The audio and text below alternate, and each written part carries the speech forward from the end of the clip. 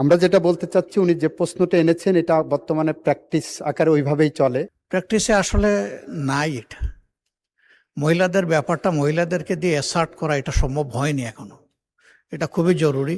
I think আপনি খুব valid point made out করেছেন, যে কারণে মাননীয় আইনমন্ত্রী দাঁড়িয়েছেন কিছু বলার জন্য। মাননীয় আইনমন্ত্রী, উনি ভ্যালিড পয়েন্ট উত্থাপন করেছেন, এ বিষয়ে কোনো দ্বিমতের জায়গা আমি রাখি নাই। আর এই বিলটা যদি আপনি একটু কমিটিতে গিয়ে বিবেচনা করে আমারগুলোও যদি এইখানে অ্যাড করেন, যে মহিলাদেরকে মহিলা করবে, পুরুষেরা পুরুষদের করবে। মানে স্পিকার, আমার মনের বড় জ্বালা হলো, আমি 2004 সালেই এই বিলটা মহান সংসদে উত্থাপন করেছিলাম এবং পাশের জন্য অলরেডি টেবিলও এসেছিল। তখন আমাদের স্পিকার ছিল ব্যারিস্টার জমির উদ্দিন সরকার মহোদয়। তো যেদিন পাশ হবে এবং বিলটা আমরা সবাই উৎসাহ উদ্দীপনা, আমার জমাত সহ, আমি তো তখন 4 দলীয় জুটেই ছিলাম, তো সবাই আমরা উৎসাহ উদ্দীপনা নিয়ে সেদিন এসেছিলাম। সেই দিন আমাদের মাননীয় প্রধানমন্ত্রী, দেশনেত্রী, 3 বারের প্রধানমন্ত্রী, আমার অত্যন্ত পরম শ্রদ্ধাভাজন, উনি আমাকে স্নেহ করতেন। উনি আমাকে ডেকে যখন বললেন যে আমরা বিলটা বিবেচনা করব, নির্বাহী আদেশ দেব, আপনি উইথড্র করেন। তো আমি সেই এটার পরিপ্রেক্ষিতে আমি উইথড্র করেছিলাম। এটা আমাদের সম্মানিত তখনকার দিনের ডক্টর খোন্দকার মোশাররফ সাহেব, উনি উপস্থিত ছিলেন, সবাই আপনারা পুরাতন যারা আছেন। তো কিন্তু সেই যে 2004 সাল, আজকে 2026 সাল, এখনো পর্যন্ত আমি যে পোস্টমর্টম অ্যামেন্ডমেন্ট বিল, মাননীয় স্পিকার আপনি নিজেও জানেন, প্রতিদিন সড়ক দুর্ঘটনা, প্রতিদিন আমাদের বিষ প্রয়োগে মারা যাচ্ছে, পানিতে ডুবে মারা যাচ্ছে, নৌকায় ডুবিতে মারা যাচ্ছে। এদেরকে পোস্টমর্টম করার জন্য যখন আনা হয় মাননীয় স্পিকার, কত যে জ্বালা, কত যে কষ্ট। একদিকে মৃত্যুবরণ, আরেকদিকে তাদেরকে পোস্টমর্টম, আরেকদিকে তাদেরকে দাফন কাফন, এই সব জ্বালাতন থেকেই 1898 সালের আগেই এটা, এই পোস্টমর্টম এই বিষয়টা তখনকার যে আইনটা ছিল। মানে স্পিকার, আমি এই জন্যে এই দুঃখ, এই ব্যথা, এই বেদনা, জনগণের এই গ্লানি থেকে মুক্ত হওয়ার জন্যই আমি অত্যন্ত সাজানো গুজানো ভাবেই এই বিলটি আমি দীর্ঘদিন সাধনা করেই আমি আবারও এতদিন পর, প্রায় 22 বছর পর আবার এই বিলটি এনেছি। তো মাননীয় আইনমন্ত্রী যদি মেহরবানি করে এটাকে উইথড্র করার জন্য বলেছেন, আমি এটাকে অবশ্যই সম্মান করি এবং আপনাকে অবশ্যই সম্মানিত করব।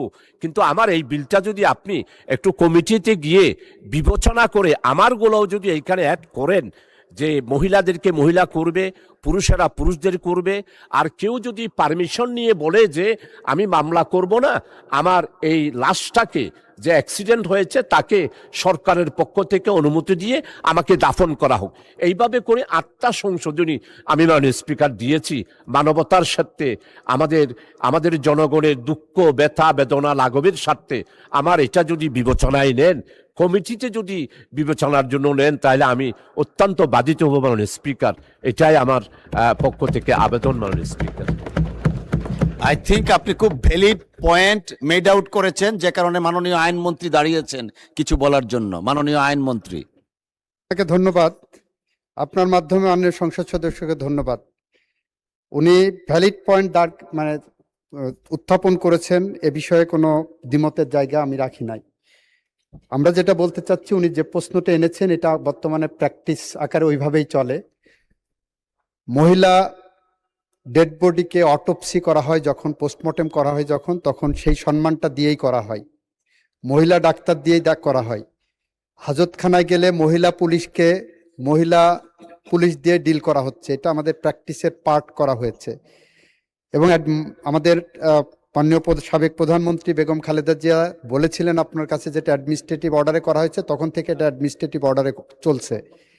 এবং আপনি 22 বছর যখন অপেক্ষা করেছেন, আর কিছুদিন অপেক্ষা করেন, কারণ আমাদের 30শে জুনের দেখেন, আমরা লিখিতভাবে মাননীয় স্পিকারকে অবহিত করেছি যে এটা আমাদের বিবেচনায় নিয়েছি, এর সাথে আরো কিছু সিআরপিসির অ্যামেন্ডমেন্ট সহ আমরা একসাথে উপস্থাপন করব এবং আপনার এইটাকে হুবহু এভাবে আনার চেষ্টা করব।